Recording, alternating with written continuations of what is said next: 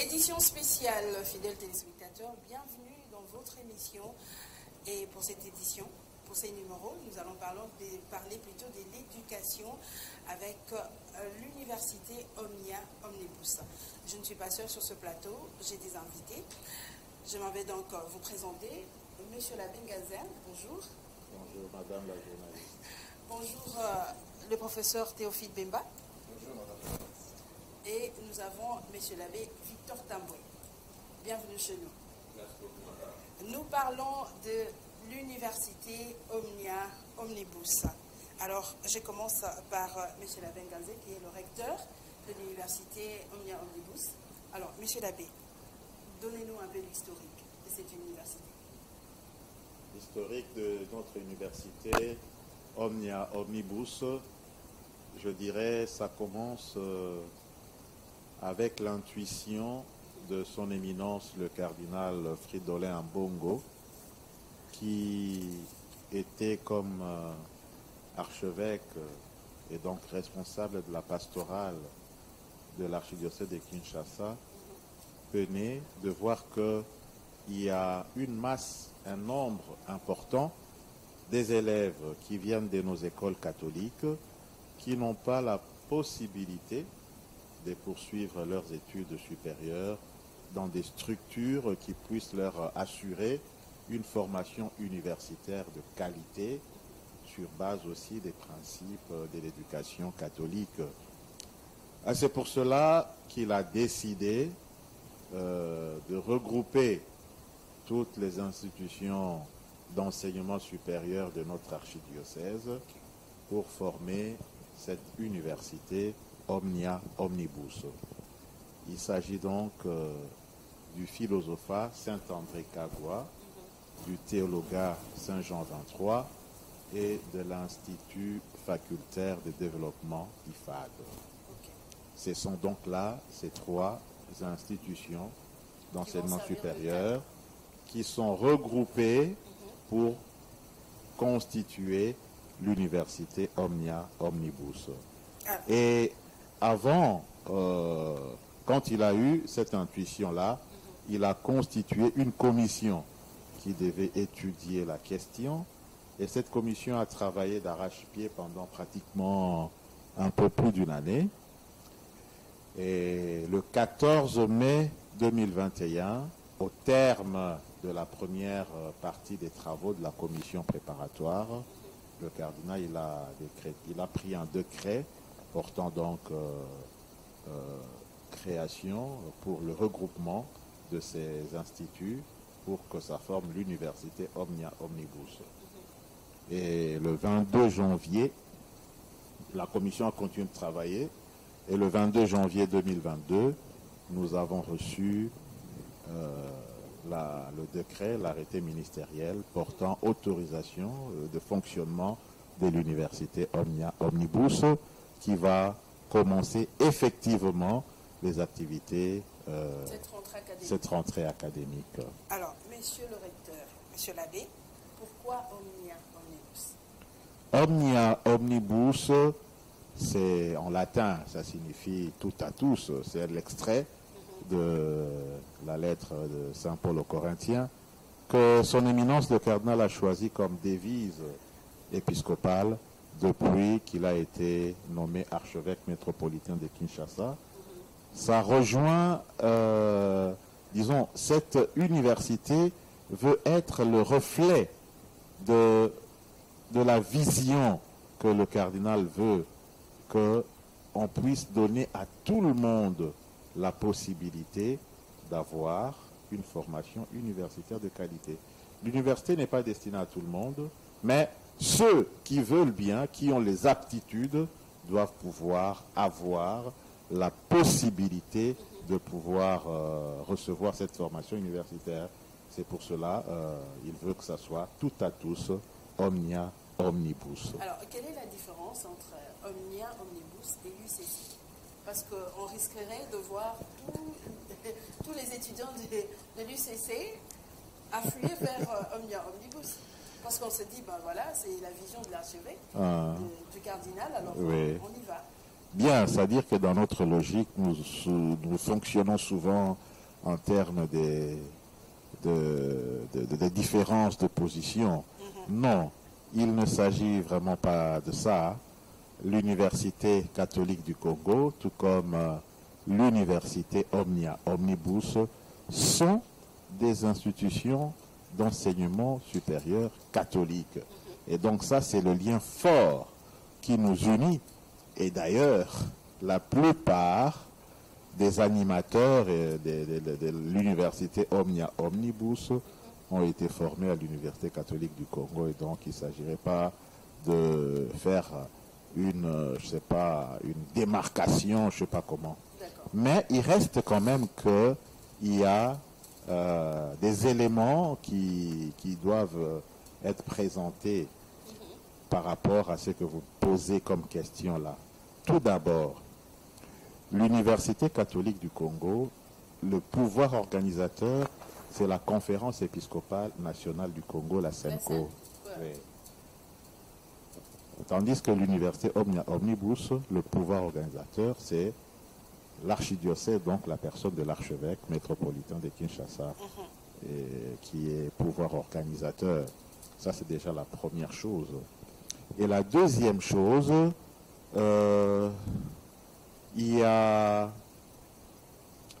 l'Université catholique du Congo a déjà une histoire. Elle a fait plus de 60 ans déjà depuis qu'elle existe. Et donc, quand l'Université catholique du Congo a été créée, la société congolaise quinoise n'était pas comme celle d'aujourd'hui. Okay. Alors, l'université doit être à mesure de répondre aux besoins de société. Et l'Université Omnia Omnibus se veut être une réponse aux défis de la société d'aujourd'hui, de sorte que la formation universitaire soit une formation qui puisse rejoindre les préoccupations, et nous allons y revenir tout à l'heure pour montrer en quoi l'Université Omnia Omnibus veut répondre aux besoins de notre société d'aujourd'hui. Merci beaucoup, M. Labenganze. Je viens du côté du professeur Théophile Bemba. Professeur, quels sont les secteurs de formation qui s'y trouvent, parce que vous êtes vice-recteur dans l'Université Omnia Omnibus?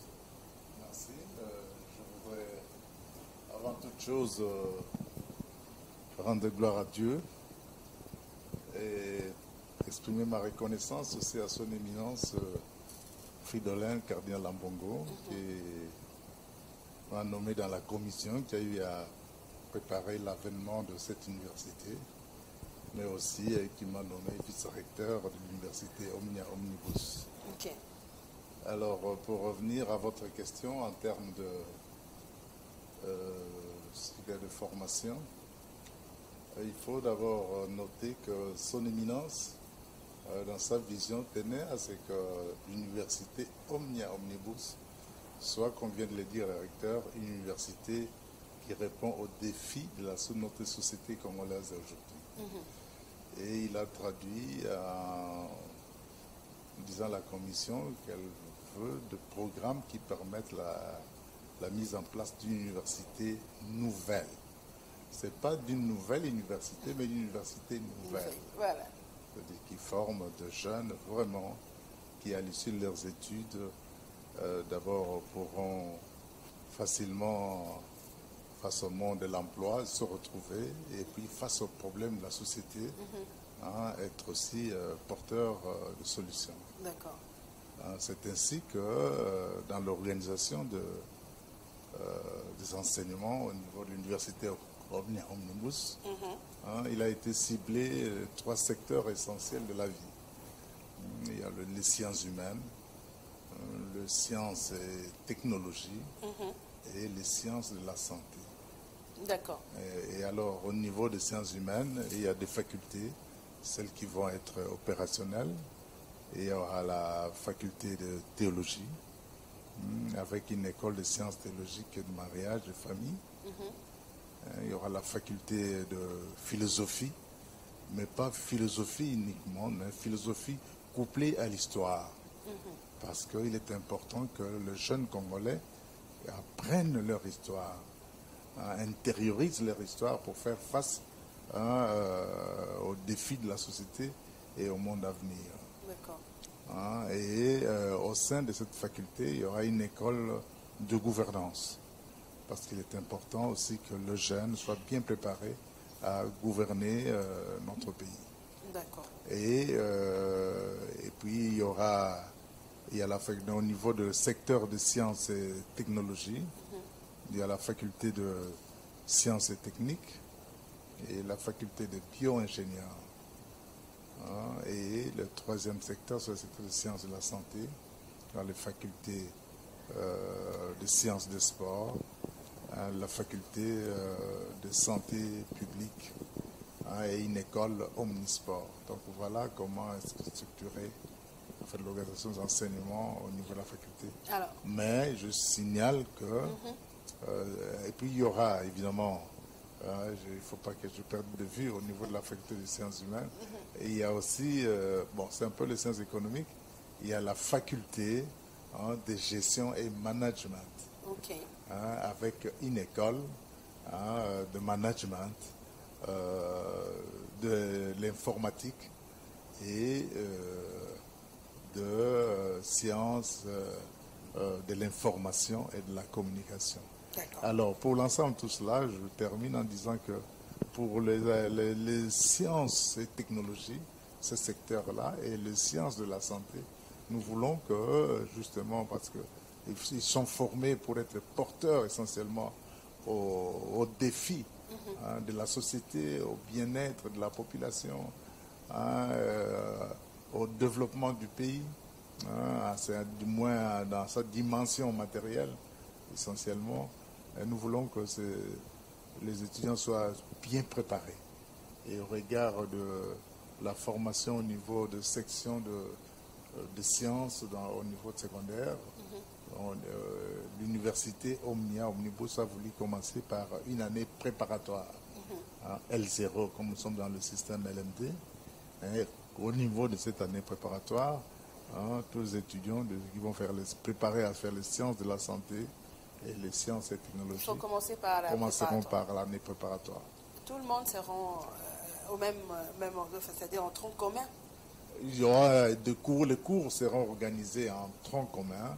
Ils auront environ 500 heures de tronc commun et 250 heures de cours spécifiques, selon qu'ils vont être préparés à faire les sciences techniques, sciences et technologies et bio-ingénieurs, donc les sciences de l'ingénieur ou les sciences de la santé.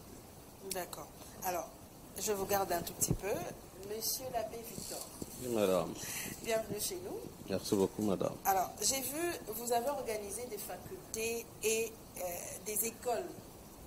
Comment ça se passe? Comme on l'a si bien souligné le recteur et le vice-recteur, les écoles confèrent ont pour mission de conférer à ceux qui viendront prendre l'inscription cette capacité professionnelle pour une insertion professionnelle de qualité. Voilà un peu ce qu'on peut dire. Mais à travers ces écoles, il y en a qui peuvent se limiter au niveau tout simplement de la professionnalisation et d'autres pourront aller ou d'autres vont jusqu'en master avec un diplôme de l'État qui confère ou qui certifie à la personne qu'il est désormais apte à miser sur ce terrain de recherche. Comme l'ont dit aussi le recteur et les vice-recteurs, l'université a pour mission de répondre aux besoins de la société. Et Omnia intervient aussi dans ce cadre-là. C'est comme ça qu'on dit que c'est un nouveau paradigme dans les concerts des universités. Parce que Omnia, en fait, vient pas corriger ce qu'on a l'habitude de faire, mais faire l'université un peu autrement. C'est comme ça que vous trouverez en son sein des filières avec des éventuels débouchés professionnels, mais aussi des écoles avec des éventuels débouchés professionnels. Et tout ça, c'est pour doter au pays les profils dont il a besoin, le profil de l'homme dont il a besoin. Parce que la tendance aujourd'hui, et vous serez d'accord avec moi, que beaucoup se dirigent vers les facultés traditionnelles. Ça veut dire la médecine, l'économie, le droit et autre chose. Mais on oublie que ce n'est pas l'unique secteur de la vie. La médecine, en fait, le droit et autres. Parce que comme ça que dans sa vision pastorale, le cardinal Fridolin a voulu, par cette université, faire comprendre aux jeunes qui viendront prendre l'inscription, qui vont souscrire aux inscriptions à cette université, qu'il y a moyen de faire la différence et de voir la vie autrement, de voir ce secteur de l'enseignement autrement à travers les différentes filières, facultés et filières, mais aussi écoles. C'est comme ça, je crois que c'est aussi là la particularité des OMNIA par rapport à d'autres universités, et particulièrement l'UCC. L'UCC qui a fait son histoire, l'UCC qui est une des grandes universités du pays, avec des professeurs de qualité, mais aussi avec une formation de qualité. Et OMNIA aussi vient emboîter le pas à l'UCC pour une formation de qualité et ainsi doter à ce pays des hommes utiles, des hommes dont la société a besoin, des hommes qui savent concilier les savoirs avec le savoir-être, le savoir-faire et le savoir-devenir. Alors, M. l'abbé, en d'autres termes, est-ce qu'on peut dire que ces écoles seront comme de centres de formation? Oui, comme je le dis, peut-être le recteur y reviendra et le vice-recteur, comme je l'ai dit. Pas trop de... Il y a des écoles qui... Pas trop de ceci, directement la pratique et demain... Non, exactement, donc l'école peut recevoir tous ceux qui ont déjà fait un diplôme de licence. Oui. Aujourd'hui master, donc qui viennent pour un complément dans la connaissance.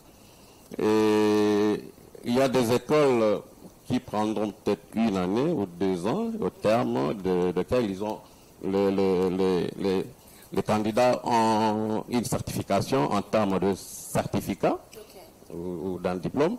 Mais il y a ces écoles qui vont aller jusqu'en licence pour ceux qui voudront. Enfin bon, la licence, c'est l'ancienne formule, un master maintenant, oui. Ils vont aller jusqu'en master pour aussi un diplôme capable de leur permettre d'être utile et de s'insérer dans la société. Dans tous les cas, l'université, dans sa vision, toute université a d'abord pour vocation de répondre aux besoins de la société. Et ça dépend maintenant des spécificités de chaque université. Et l'université a pour rôle de former, de donner à la nation les profils d'hommes dont il a besoin. D'accord. Alors, on va souffler un tout petit peu. Monsieur l'abbé, je reviens vers vous. Alors, on va prendre ce spot de l'université Omnia Omnibus. On se retrouve tout à l'heure. Comme on vient de l'entendre. Alors, je reviens à vous, monsieur l'abbé Gazin. Nous avons suivi avec vous le spot. Il y a le faculté de mariage, école de sciences théologiques du mariage et de la famille. Qu'est-ce que ça veut dire? C'est une première en RDC. L'école des sciences théologiques du mariage et de la famille, elle est une école attachée à la faculté de théologie. Donc, vous voyez, comme l'abbé secrétaire général administratif vient de le dire, nous avons des facultés et des écoles. Et dans les écoles, il y a des écoles qui fonctionneraient comme centre de formation avec une diplomation en une année, qui est vite tournée à donner des compétences pendant une année en faisant des cours par module aux personnes qui seraient intéressées à ça. Mais il y a aussi des écoles qui sont des hautes écoles, des écoles de hautes études, avec un cursus universitaire, avec le cycle de licence et de master. Alors, pour être beaucoup plus précis, dans notre université Omnia Omnibus, nous avons les écoles qui fonctionneront comme centre de formation. Il y en a deux. L'école des sciences théologiques du mariage et de la famille, ainsi que l'école de bonne gouvernance, l'une étant la faculté, attachée à la faculté de théologie et l'autre à la faculté de philosophie et d'histoire. Nous avons aussi l'école de management, informatique, sciences de l'information et de la communication et l'école Omnisport. Voilà. Ces deux écoles vont pas fonctionner comme centre de formation avec une formation en une année de certification, un diplôme d'expert dans ces domaines-là, mais avec comme une école supérieure de hautes études avec une formation universitaire dans les deux cycles de licence et de master. Mais la perspective reste toujours la même. Donc, au terme du master, ce ne sera pas un master de recherche, mais un master professionnel. Dans ces écoles-là, ils obtiendront les masters professionnels, tandis que dans les facultés, ils obtiennent un master de recherche comme une faculté universitaire. D'accord. Alors, vous posiez la question de savoir l'école des sciences théologiques du mariage et de la famille. Ça, on a dit que l'université répond aux problèmes de société. Et nous avons vu que dans notre société... À la fin de cette formation, oui. La personne qui va suivre cette formation sera comme un pasteur. Elle recevra un diplôme d'expert en sciences théologiques du mariage et de la famille, pouvant accompagner la pastorale du mariage, être aussi conseiller conjugal. Donc ça, ce sont des débouchés qui peuvent permettre, disons, où les étudiants qui seront dans cette école-là peuvent... disons, là où ils peuvent exercer quand ils auront fini leur formation. Ok, c'est compris. Alors, il y a la faculté de théologie. Oui. Alors, je me suis demandé, est-ce que ce serait tout le monde? Moi, je vais faire cette faculté-là. Je peux venir? C'est pour le laïc ou soit c'est juste pour une catégorie de personnes? Non, c'est pour... Est-ce que ça va fonctionner comme la faculté qui se trouve à l'UPC ou en forme de pasteur ou c'est juste une catégorie pour le catholique? Bon, la faculté de théologie ne forme pas des pasteurs ou des prêtres forcément. La faculté de théologie forme des personnes qui auront des compétences dans les sciences, dans le mystère des dieux, la science théologique. Et ces personnes-là peuvent devenir pasteurs, professeurs de religion. Il y a beaucoup de débouchés pour ces personnes-là. Donc, il n'y a pas que pour les prêtres. Donc, les séminaristes seront là pour leur formation, pour devenir prêtres, mais il peut y avoir aussi d'autres personnes qui voudraient enseigner la religion. Il faut avoir une formation, un minimum de base doctrinale pour pouvoir enseigner la religion. Mais la théologie que nous enseignerons là-bas, c'est la théologie catholique. Donc, toute autre personne qui veut venir là doit savoir que cette théologie-là, c'est une théologie catholique. Mais non, c'est pas pour les catholiques. Il ne faut pas être catholique, mais c'est la théologie catholique. Je donne un exemple. Cette année, le cardinal a envoyé un de nos confrères, l'abbé Bernard Kik, à l'Institut pontifical d'études arabes et islamiques. Notre confrère, prêtre comme moi, il va étudier l'islam, les études arabes et islamiques. Voyez? Donc, il ne deviendra pas musulman, mais il y a une finalité qui est poursuivie dans ces études-là parce que, bon, il faut enseigner aussi dans nos universités, dans nos séminaires, il faut enseigner ces matières-là. Il faut qu'il y ait des gens qui se spécialisent dans ces domaines-là.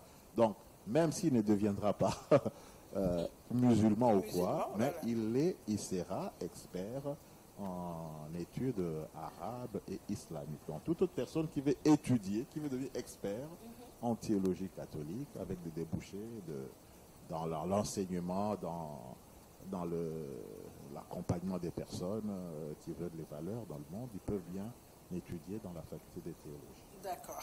Alors, je reviens vers vous, professeur. Vous avez parlé de faculté de santé publique. Il y a on va organiser ces facultés-là. Il y a également faculté, il y a la nutrition, l'épidémiologie et j'en passe. Et la faculté de sciences de bio-ingénieur. Comment ça va se passer? Et puis, vous avez plusieurs sites où l'université est en train d'organiser des formations. Il y a Saint-Cagua, j'ai suivi. Il y a, comment ça s'appelle? Jean 23. Est-ce que ça ne poserait pas de problème pour le non-laïque, c'est-à-dire vous venez dans des séminaires habillés autrement, avec des accoutrements, je ne sais pas. Vous pouvez nous expliquer. Merci.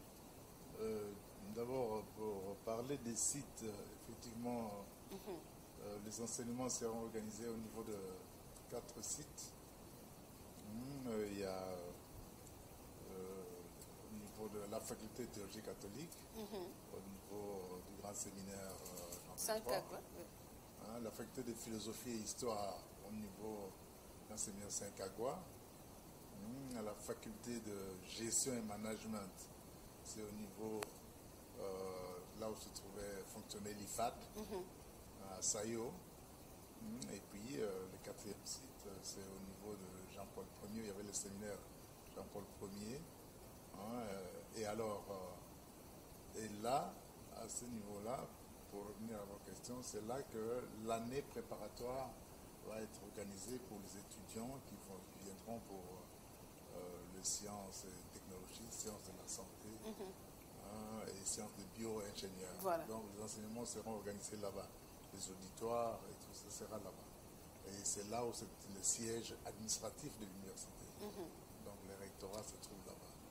Alors, parler de la faculté de santé publique, oui, c'est une faculté importante,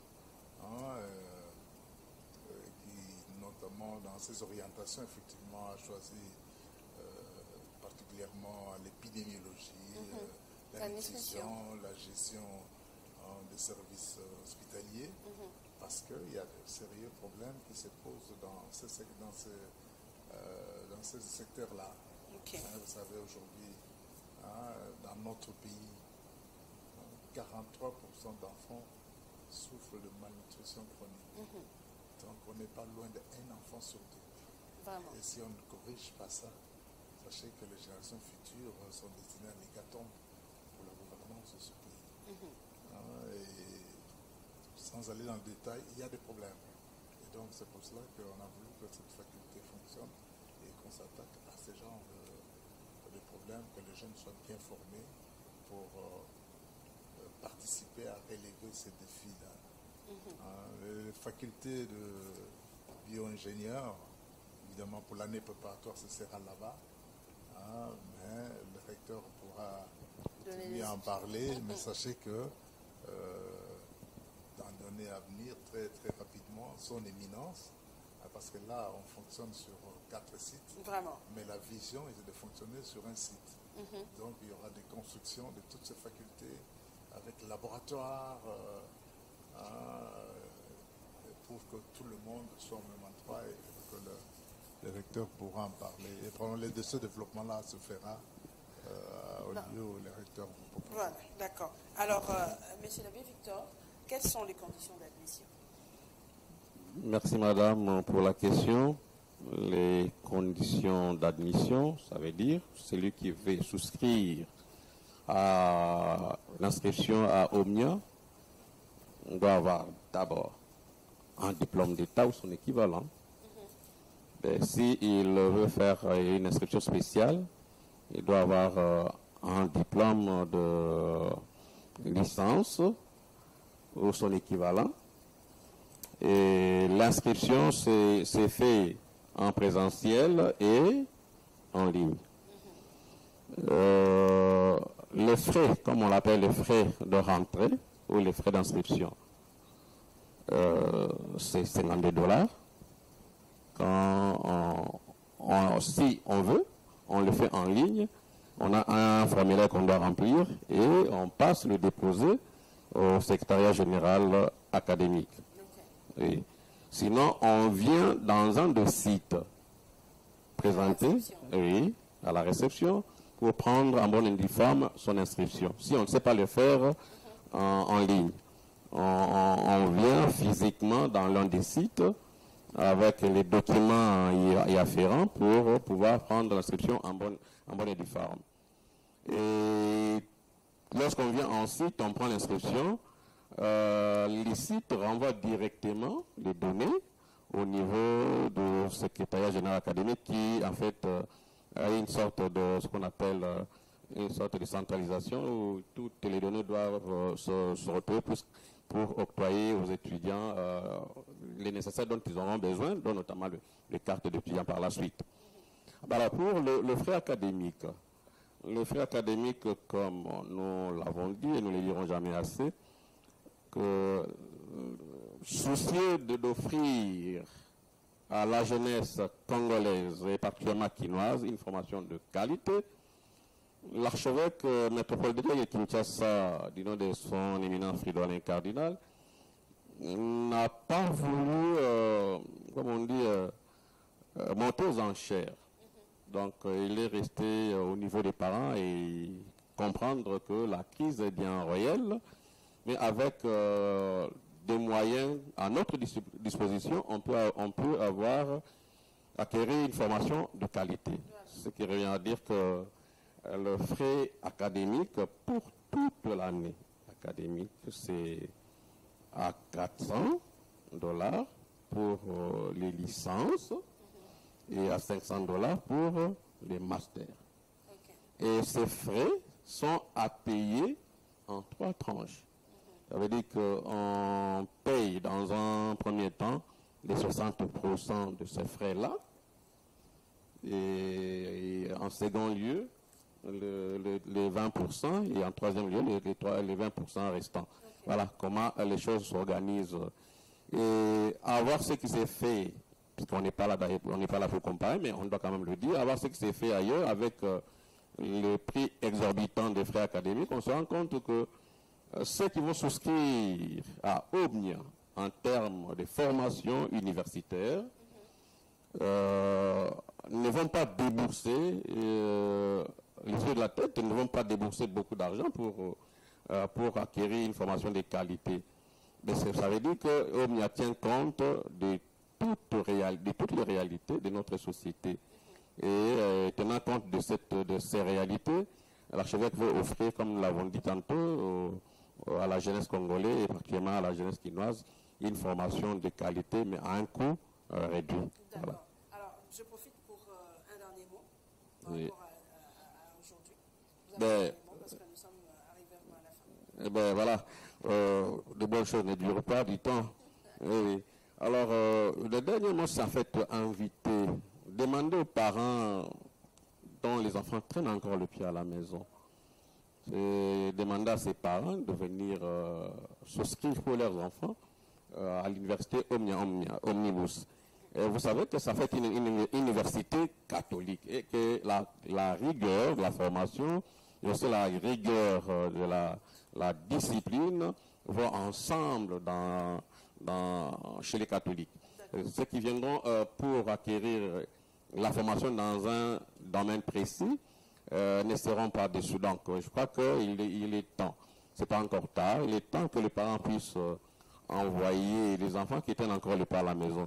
La tendance aujourd'hui, c'est de faire les filières faites par les parents, non, qui de plus en plus se montrent caduques. Je crois qu'aujourd'hui, il faut être pragmatique dans l'approche universitaire. Pourquoi on vient à l'université? Ce n'est pas pour chercher demain au terme de 5 années d'études.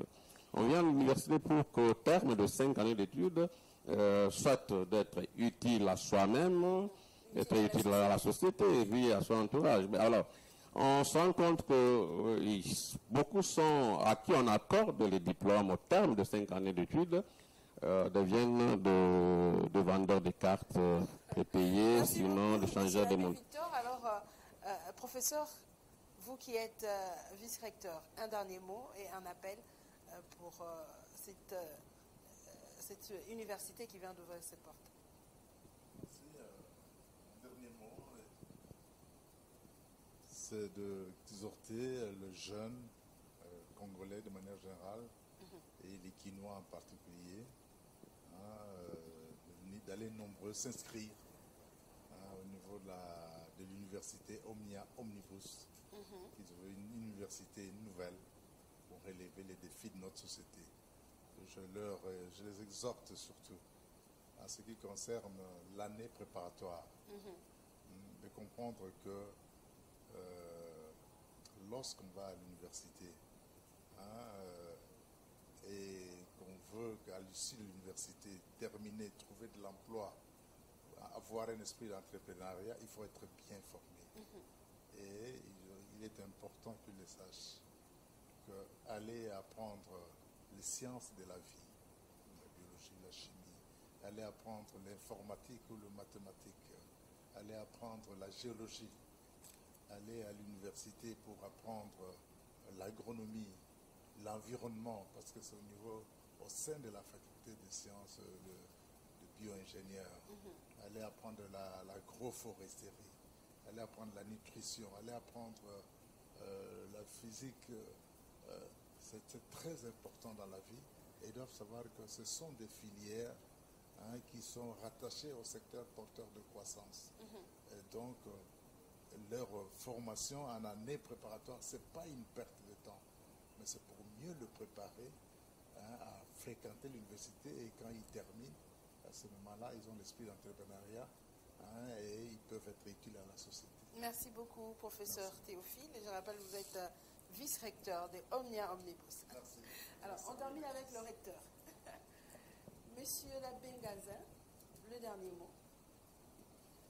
Bien, comme mes prédécesseurs, le dernier mot, c'est un appel pathétique à tous les étudiants, à tous les élèves qui viennent définir leurs humanités, de pouvoir venir s'inscrire, prendre l'inscription à l'université Omnia Omnibus, parce que c'est une université nouvelle. Ce n'est pas une nouvelle université, mais c'est une université nouvelle qui a une approche nouvelle de la société, des défis que l'université doit pouvoir répondre. Et au terme de la formation, ce sera des personnes formées aux valeurs, mais aussi qui ont des compétences pour faire avancer notre monde, notre société. Et donc, on est en train de mettre tout en place pour que nous puissions réaliser la rentrée cette académique mission. prochaine, Déjà, nous commençons au mois prochain, le mois de novembre. Les dates seront communiquées incessamment. D'accord. Merci beaucoup, monsieur l'abbé. Merci, en tout cas, de nous honorer par votre présence. Fidèles téléspectateurs, nous sommes arrivés à la fin de cette émission. Comme le dit le recteur de l'université Omnia Omnibus, l'appel est lancé pour ceux-là qui veulent, qui ont fini les études humanitaires, qui ne savent pas comment s'orienter. Alors, Omnia Omnibus a ouvert ses portes. Allez vous faire inscrire et merci à vous de nous suivre. On se retrouve très prochainement avec un